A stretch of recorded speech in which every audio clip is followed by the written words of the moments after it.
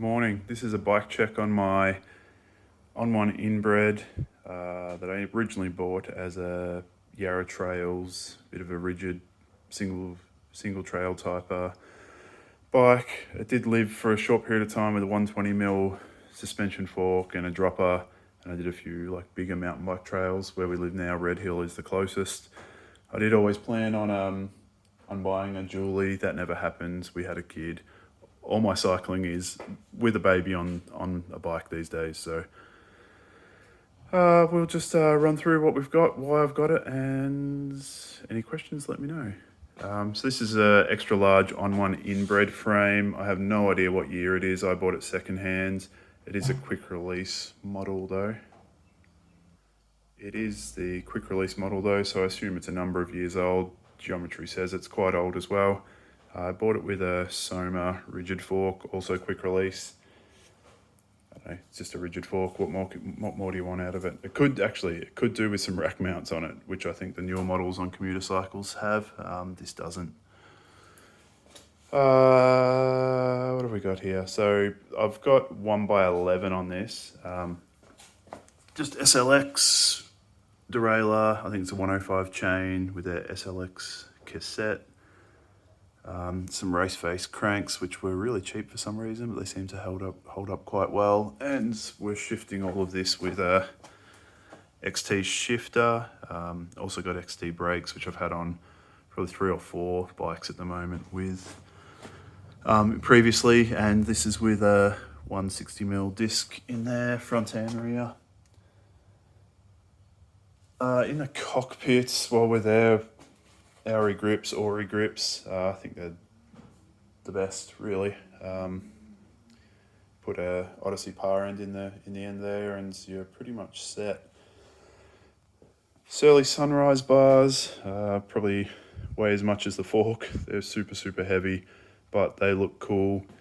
And when you first ride with them, like, because they've got a fair bit of back sweep, and they're super wide at like 820mm. You feel like you're on like an old dirt bike, or just feel like you could hammer down anything.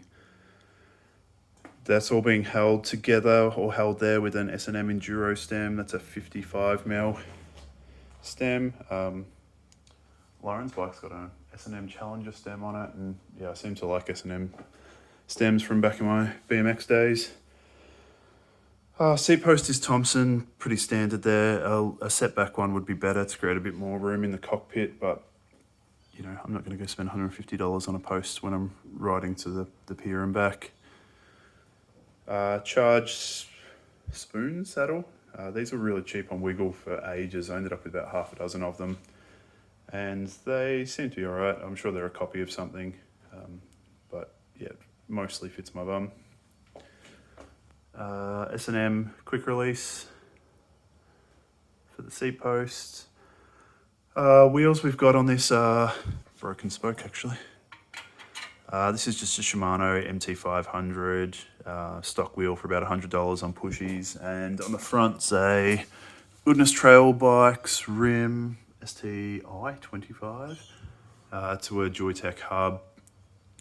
I suppose it's probably a common comment on modern mountain biking. Finding anything that is quick release these days that's half decent is really difficult, particularly off the shelf. You could go and build some wheels, but then, you know, a set of wheels to build is about $1,000. Then I should just go and buy a new bike with more modern geometry and modern standards. So, but we're not going to do that. Odyssey PC pedals, just a throwback to the BMX days. They do make a slightly bigger one now, which I wouldn't mind trying, but I don't really need a set of pedals anymore. These work fine for wearing chucks or Vans. Hidden in there is a FSA Pig Downhill Pro headset. They came with the frame, but it's kind of cool. That won't focus. There we go. And the rack is a Leica rack. Gary Projects had one on one of his bikes, and it seems to fit reasonably well. I'm not sure if it's supposed to be made for 26 or 29, but it fits okay. I've got just some P clamps there because we don't have rack mounts on this, and just a crate zip tied in there. it's not going to see any heavy loads. The most I've had in it is in a baby bag or some shopping from the supermarket, so I'm not too worried about that moving. Tyres, Wilderness Trail bikes, Vigilante on the front. Bikepacking Sucks has a theme song about that. And in the back is just a Maxxis Ardent, probably a throwback to the time when this bike was made. There's not much tyre space in the back there, so we make do with what we've got. That's a 2.25, 2.3 on the front, but the Vigilante does not fit in the back. It just rubs every time you put any power down.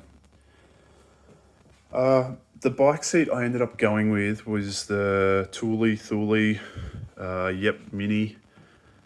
I looked at all the other options, like, I don't know the names, but the one that bolts up here, the other one that 99 Bike sells that mounts the same as this. I ended up buying this one just because it has a handle. I could see my kid getting very bored and he needs to do something all the time, so having a handle there gives him something to grab on. Otherwise he'd be searching, and he still does after a little bit of time in the seat, start searching around for bars and grips, and obviously like a bull he's attracted to the red, so having this here gives him something to hang on to. And other than that, the seat's very basic. It's probably not the best harness. When he's wearing his little puffer vest, these tend to slide off his shoulders no matter how tight you do them. But you know, he's not going to fall out. It's not that big of a deal. And if we crash, we all crash together. So yeah, probably recommended. The cheapest in Australia I could find this was for $230, delivered from that bike shop in Sydney, Oma Feets. Plenty of words that I read that I never say out loud. So, but if you also want to be full dad, they've got plenty of bikes to sell you as well for 10 grand, with racks and batteries and all these kind of things. So yeah, just a quick me gibbling. Fun bike, has been very useful in many different setups. As a dad bike now, which probably will be for the next few years. It's perfect. We can pop wheelies on it. It's lots of fun. Any questions, let me know. Cheers.